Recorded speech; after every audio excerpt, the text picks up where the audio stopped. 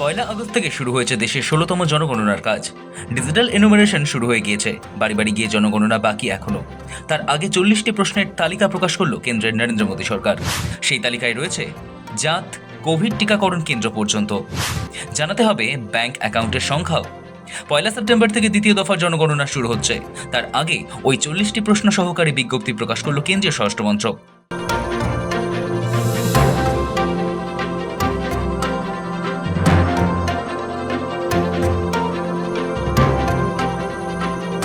শুক্রবার যে বিজ্ঞপ্তি প্রকাশ করেছে কেন্দ্র, তাতে ১৩টি নতুন প্রশ্ন যুক্ত করা হয়েছে। ২০১১ সালের জনগণনার প্রশ্নপত্রে সেগুলি ছিল না। ২০১১ সালে ছিল ২৯টি প্রশ্ন। এবারই প্রথম জীবনসঙ্গীর নাম, তার নাগরিকত্ব, বাবা এবং মায়ের তথ্য, ডিজিটাল সাক্ষরতা, স্থায়ী ঠিকানা, কোভিড টিকাকরণ কেন্দ্র, ব্যাংক অ্যাকাউন্টের সংখ্যা, পাসপোর্টের নম্বর, ড্রাইভিং লাইসেন্স, মোবাইল নম্বর, আধার এবং ভোটার কার্ডের নম্বর চাওয়া হচ্ছে।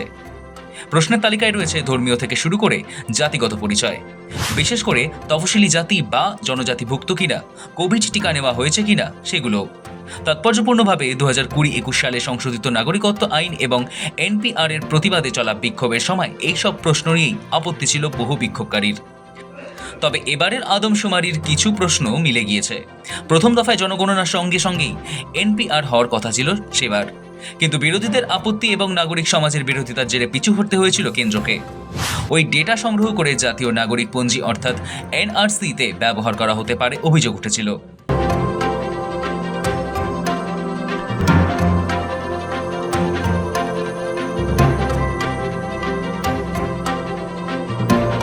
জনগণনার প্রশ্নাবলীর তালিকায় জানতে চাওয়া হয়েছে জ্বালানি থেকে পানীয় জলের পর্যাপ্ত সুবিধা আছে কিনা, মূলত কী ধরনের খাদ্যশস্য ঘরে আনা হয়, শৌচাগার, স্নানাগার, নিষ্কাশনের সুবিধা কি বা কেমন আছে, ঘরের মেঝে কি দিয়ে তৈরি, বাড়ির নাম্বার, পরিবারের বিবরণ।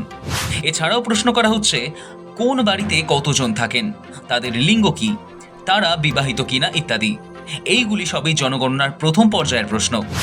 দ্বিতীয় পর্যায়ে জানতে চাওয়া হবে ধর্মীয় জাতিগত পরিচয়। কিছু কিছু বামপন্থী সংগঠনের দাবি জনগণনার নামে ব্যক্তিগত তথ্য চাইছে সরকার।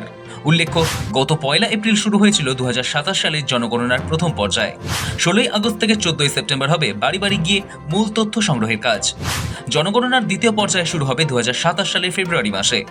নয়া বিজ্ঞপ্তি অনুযায়ী লাদাখ এবং জম্মু ও কাশ্মীর, হিমাচল প্রদেশ ও উত্তরাখণ্ডের তুষারাবৃত এলাকায় জনগণনার তথ্য সংগ্রহের কাজ চলতি বছরের ১ সেপ্টেম্বর থেকে ৩০ সেপ্টেম্বর পর্যন্ত চলবে। মূলত এই প্রক্রিয়া পরিচালনার জন্যই প্রকাশিত হয়েছে নতুন বিজ্ঞপ্তি। বাড়ি বাড়ি জনগণনার কাজ শুরু হওয়ার ঠিক আগে ১৭ থেকে ৩১ আগস্ট সশুমার এর একটি বিকল্প থাকবে।